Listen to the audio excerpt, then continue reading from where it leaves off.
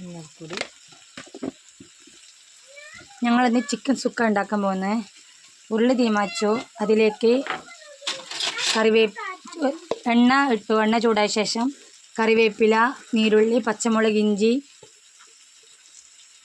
ഇട്ട് നന്നായി വഴറ്റുക. എന്നിട്ട് വെളുത്തുള്ളി ഇട്ട് വഴറ്റുക. എന്നിട്ട് അതിലേക്ക് തക്കാളി ചേർത്ത് നന്നായിട്ട് വഴറ്റണം. എന്നിട്ട് മഞ്ഞൾപ്പൊടി, മല്ലിപ്പൊടി, അടുത്തത് കുരുമുളക് പൊടി ചേർക്കാം.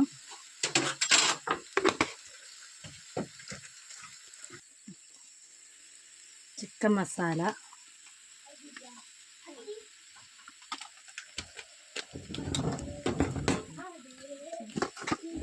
മുളക് പൊടി,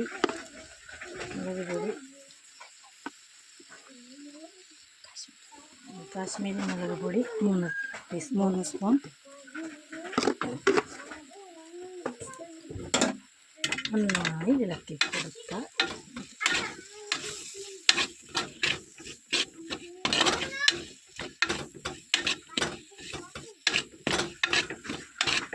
പച്ചമണം നല്ലവണ്ണം മാറണം. പച്ചമണം മാറുന്ന വരെ ഇളക്കി കൊടുക്കുക.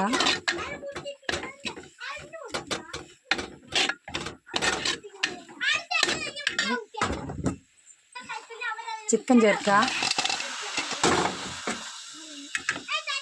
നന്നായി ഇളക്കുക.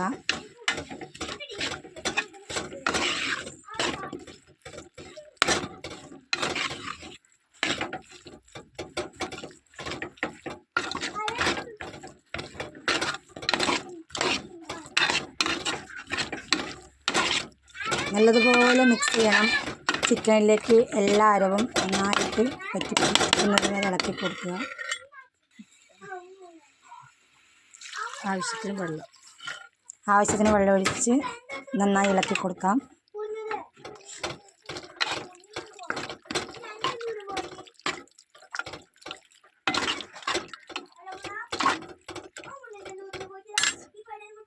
ഉപ്പ് ചേർത്തിട്ടുണ്ടായിരുന്നു നേരത്തെ.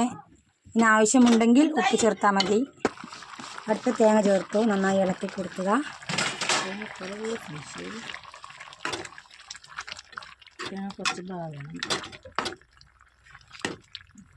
അടച്ച് വെച്ച് വേവിക്കാം.